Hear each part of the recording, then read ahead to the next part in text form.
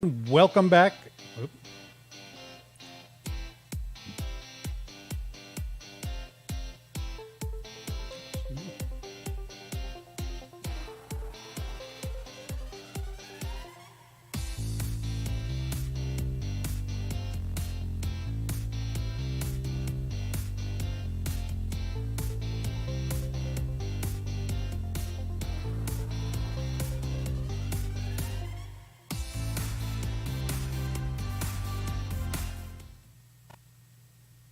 And like magic, we go from an empty studio to a full one. Welcome back to another episode of WJ Live, powered by the Western Journal. I'm George Upper, editor-in-chief of the Western Journal, reminding you as always to click that subscribe button and the bell next to it so you'll be notified every time we post a new episode of WJ Live, where you can always get the truth about the news of the day from people you trust. People like assignment editors Tara Snyder and Caleb Gina, who are both bringing us tales today of a flailing Biden administration with dropping approval ratings and outrageous claims.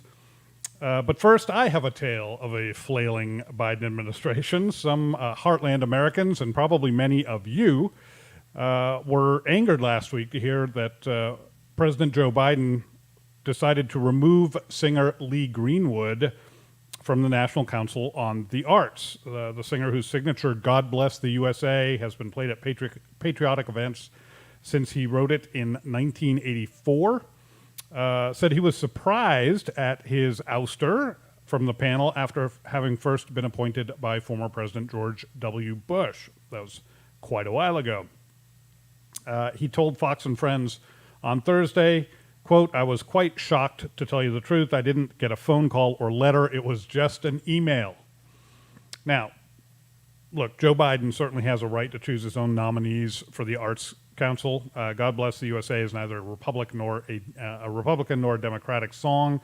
In fact, Greenwood was nominated to his current 6-year term on the Arts Council by Barack Obama in 2014. So this is not some sort of partisan choice.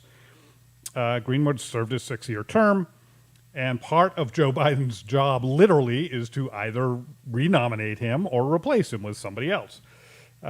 So, look, maybe Mr. Greenwood, is turning 79 next month, so perhaps President Biden thought he might be getting a little long in the tooth for such work. That's a joke, of course. Biden himself will turn 79 about a month later, less than a month later, after Greenwood does. Greenwood certainly seems to be aging better than the president. Greenwood, for instance, will go on Fox and Friends without scripted questions or teleprompter. But Joe Biden can do whatever he wants with the Arts Council. And most of America will be outraged for like 20 minutes, and then they'll move on to something that might have a little more impact on their lives, which would include almost anything. Speaking personally, I gotta tell you, I don't even love this song. I don't like some of the lyrics. The fourth line of the song says, "Because the flag still stands for freedom, and they can't take that away." Yes, they can. They've been doing it for decades, and it's gotten worse. Maybe you haven't noticed, but it's much worse the past couple of years. One of the most moving lines, I think, in it actually is, "I won't forget the men who died who gave that right to me, the right to freedom." Dying men didn't give us any rights. Those rights were given to us by our Creator, God Almighty, not the men and women who we honor every Memorial Day, and rightly so. They defended those rights, but they didn't give them to us. So those lyrics aren't true, and I just don't like things that aren't true. And I really don't like things in movies and television and music that aren't true, because we tend to quote them and repeat them, and we just remember them. And we too easily sometimes find ourselves believing lies because they were convincingly uttered by a skilled actor or set to a catchy tune. That said, I do very much appreciate the spirit in which I believe Lee Greenwood wrote and recorded this song, at least what I think he was trying to get at. And at any rate, my issue with the Biden administration here doesn't have much to do with the song itself. It's similar to the issue I have with them regarding Afghanistan. It's not so much what Biden wanted to do as the way he went about doing it. Greenwood is a man beloved by millions of Americans, others around the world, for that matter, for a song that represents at least a little bit of what so many of us feel about this country. My personal misgivings about some of the lyrics aside, I would, in fact, gladly stand up next to you and defend her still today, Mr. Greenwood. So for Joe Biden to end Greenwood's honorable tenure at the National Council of the Arts with an email that no one would take the time for even a phone call seems to me to mean one of two things. Either there's no one in the Biden administration who can stomach a conversation with an actual American patriot, or there's no one in the Biden administration who knows how to do anything. Caleb, which do you think it is? I'm not sure, George. Can it be both? Yeah. I suppose it can be both. Yeah. I think, for me personally, I connected a little bit more with the first point. It just seems like when it comes to patriotism, love of country, and somewhat of a awareness of our history and kind of that connectiveness with Middle America, the Biden administration has proven time and time again that they have little to no interest in engaging with those folks. Yeah, I think that's very true. So to run Lee Greenwood out of the White House after 13 years of doing an exceptional job of being such a distinguished public figure, it's a PR mishap at the very least, but I think it's just this continual idea that if you have this love for your country and you're not apologetic in the way that you go about communicating it, that's just something that doesn't seem to be very in vogue with the Biden White House. Yeah, they don't even seem to acknowledge that Heartland America exists. Right. It's just a handful of people. Just something to fly over between LA and New York. Exactly. Tara, what do you think? Well, I think that just in general, from any PR standpoint, I think it's a huge mistake when you're taking someone who wrote God Bless the USA, and that's a #1 iconic song, just to have them removed from the council overall, because it's supposed to be, this national council for music. And so if you take away someone who's a cornerstone in society, probably at the top of everyone's 4th of July playlist, I just don't think it's going to go over well. And I think it again demonstrates the lack of forethought and critical thinking that the Biden administration has had Americans get used to during these last 8 or so months of their actual running of the country. Yeah, it's disturbing that we've kind of gotten used to it at this point. Yeah. It really is.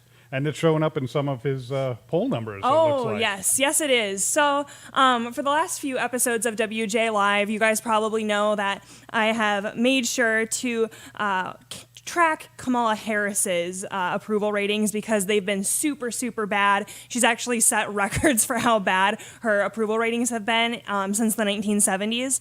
Well, Joe Biden's giving her a run for her money today. So Joe Biden's current approval rating is at 40%, according to the Rasmussen reports. And a poll of likely U.S. voters says that 58% disapprove of the president's performance. And only 21% said that they would strongly approve of the president's performance at this time.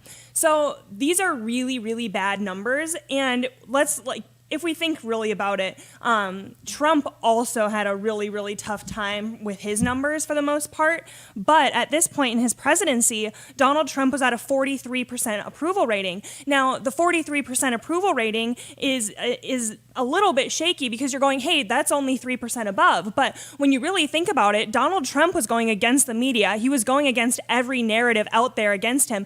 Every single institution in the U.S. and the broader world was against him. And so you have people who are bending over backwards to defend Biden, doing anything possible to just go, oh, look, he's grandpa. We don't have to worry about it. And so I think that really says a lot because, there's just no reason why Biden should be doing as bad as he is. Now, Rasmussen brought up a tweet today, and I think we have that for you guys.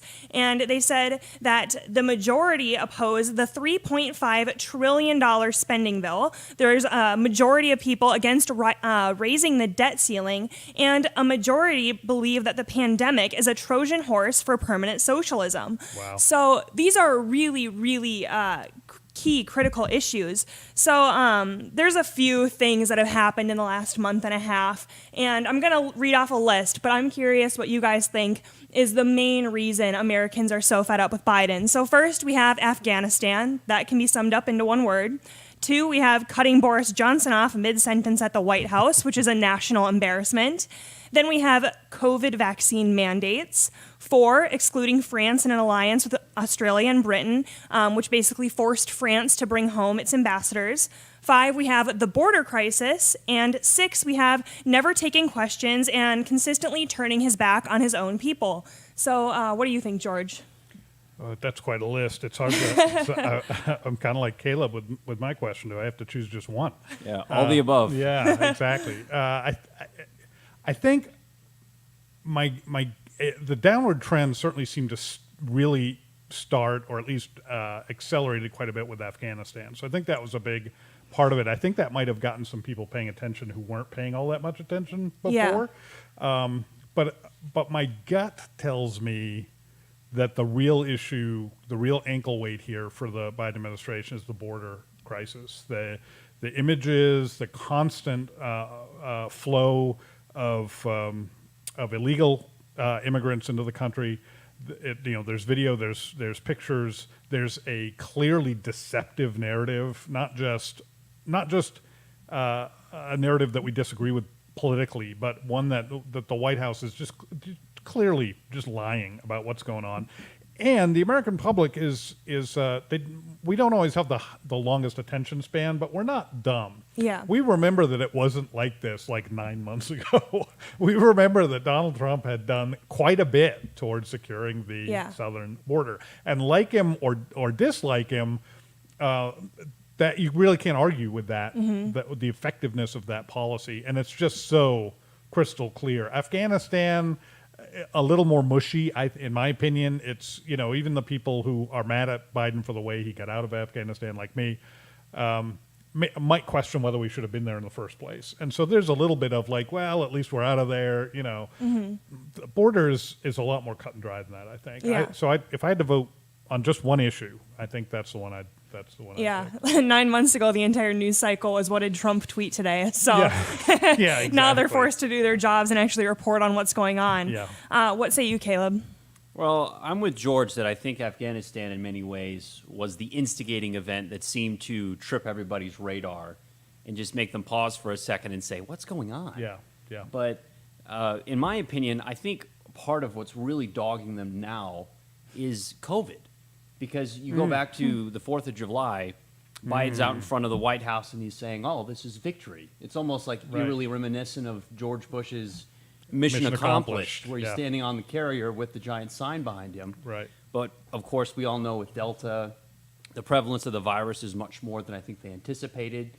It doesn't seem that the current vaccines that are rolled out have a great job at curbing transmission. Right. Although they seem to be doing the task as far as preventing death and hospitalization. Yeah. But to lose the credibility that they once had on the virus, where they showed up and said, oh, well, don't worry, the adults are here, everything's going to calm down, trust us. But now we're seeing the cases more or less at a consistent pace that they were at some of the worst points of the pandemic last year, pre-vaccine. I think that is now the thing that they're having the most difficulty with, because of all the crises that they were supposed to be able to handle. The virus was the one I think that they felt the most competent, and now they're being proven once again to be incompetent at handling the task. That would be my point. I think that's a really good point. It's also the most impactful on our lives. I've probably bumped into an illegal immigrant here and there, but I don't know that I ever have. And the fact that they were here illegally probably didn't impact me in any significant way.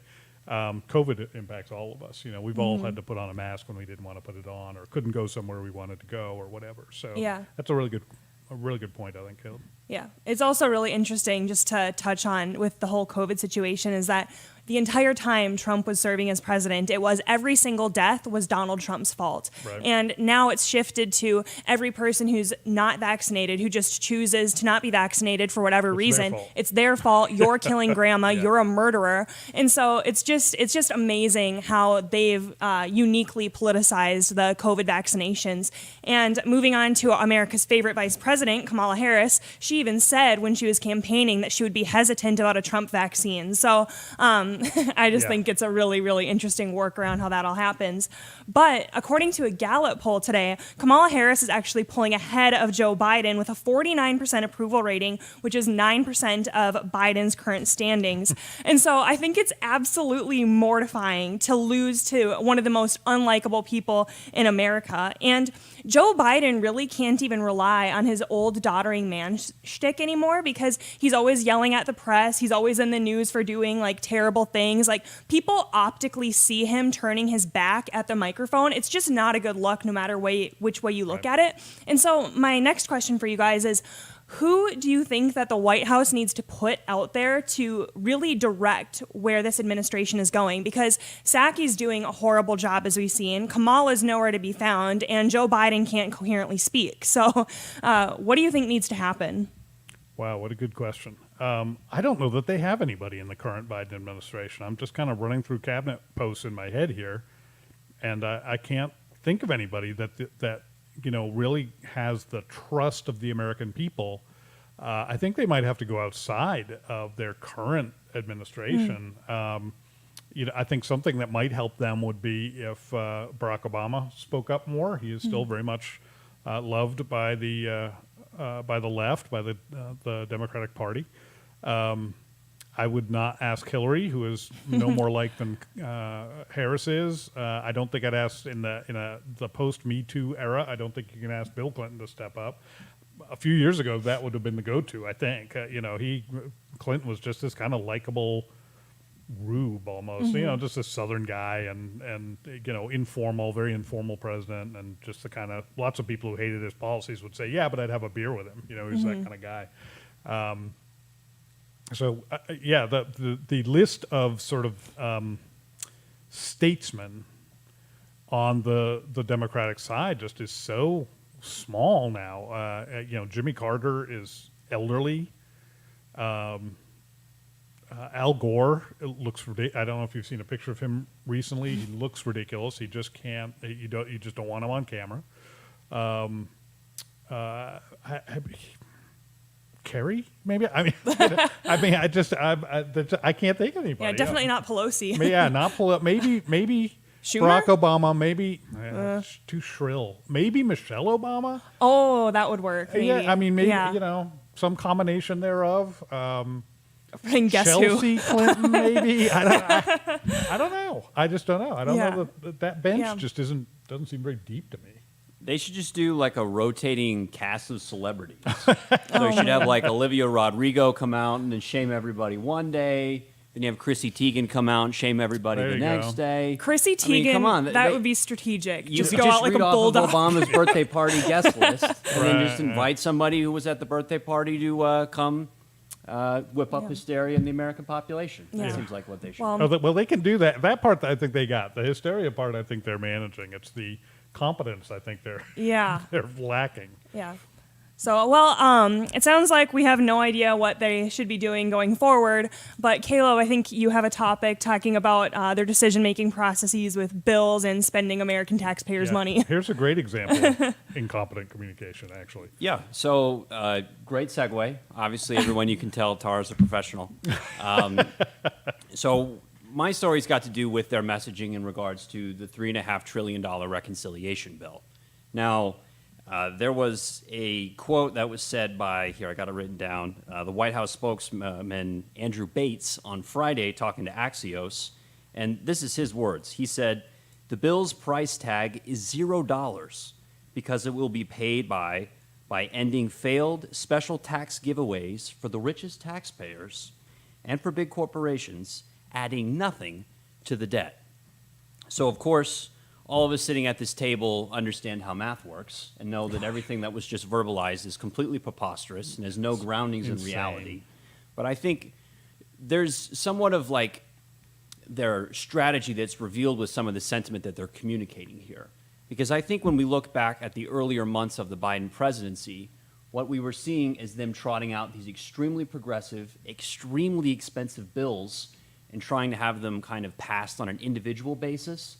So they trot it out there. They kind of do the whole public relations lap with the mainstream media just to see what kind of approval they get. But what I think that they discovered, much to their surprise, is there's actually very little appetite in the American population for bills that are stuffed full of pork and cost trillions of dollars. And so we saw that happen with the COVID recovery plan in the beginning, where they had to pass that through reconciliation because they couldn't clear the 60-vote threshold of the filibuster.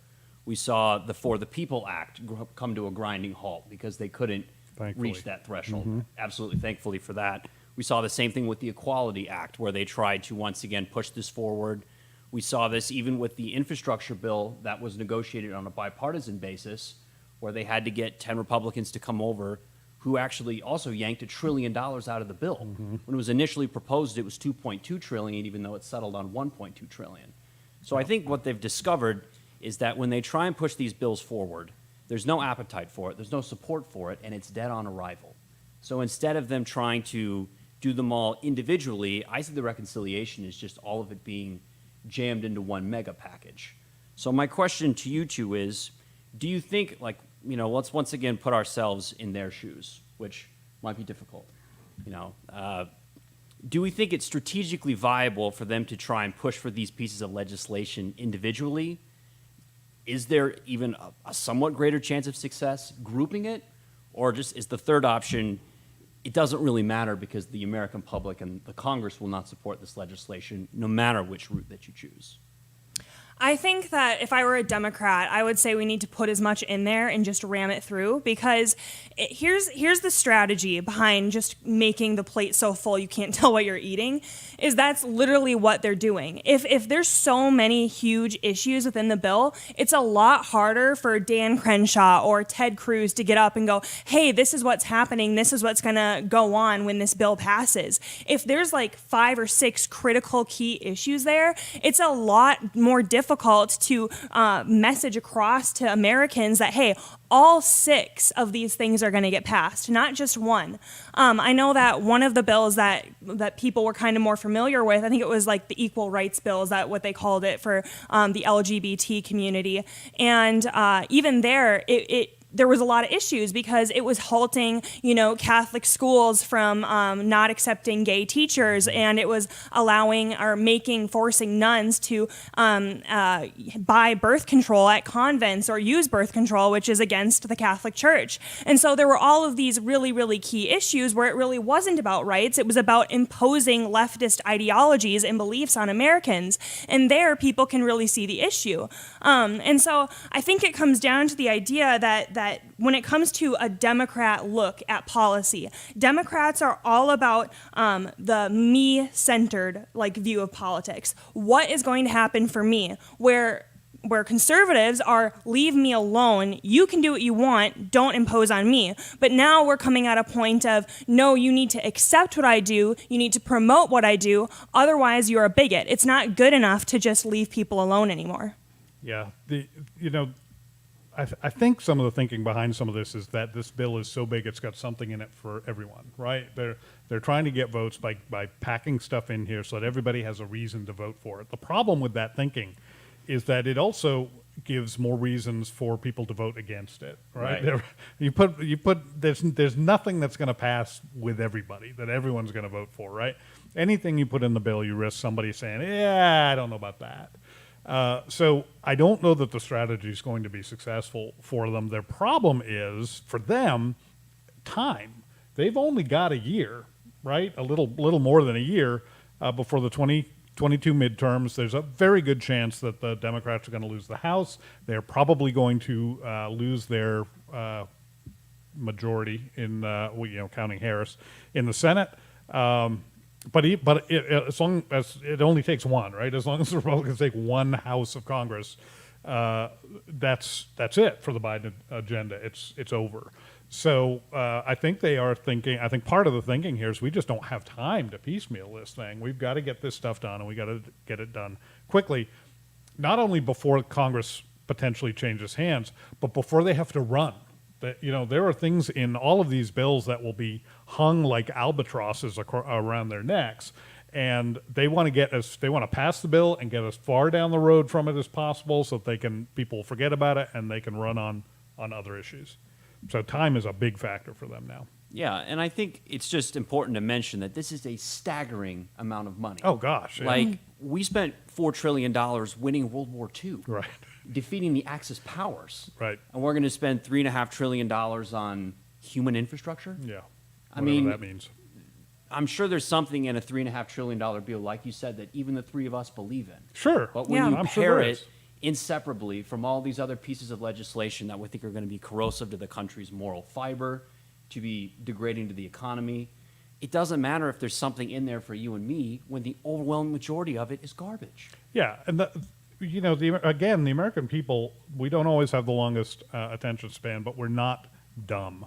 We do know at some level, except for those on the farthest left, there's no such thing as a free lunch. So when they come out and say there's no cost associated with this, no one believes that. No one believes that's true, because we know instinctively, really instinctively, I think, that there's cost associated with everything. Like it just cost me 2 seconds of my life to say that sentence. I had the opportunity cost of all the other sentences I could have said but didn't because I chose that one. I mean, every choice we make involves cost. There's whatever we do, there's something that gets left undone because we chose to do this. So nobody ever, when you tell people, it's $3.5 trillion, but it's free, it's a free $3.5 trillion, nobody buys that. No one believes that. There are people on the left who will claim to believe it because they think that's how they'll get the bill passed. But all that does is make them look dumb. And, I mean, nobody's fallen for this. Is there any way, Tara, to sell spending packages of this magnitude? Or is it just more or less this is just dead on arrival when conservatives hear it and read it? Well, I think it is dead on arrival. I think we have a couple people who are going to end the bill. Like there's a few Democrats in Virginia who are likely on our side.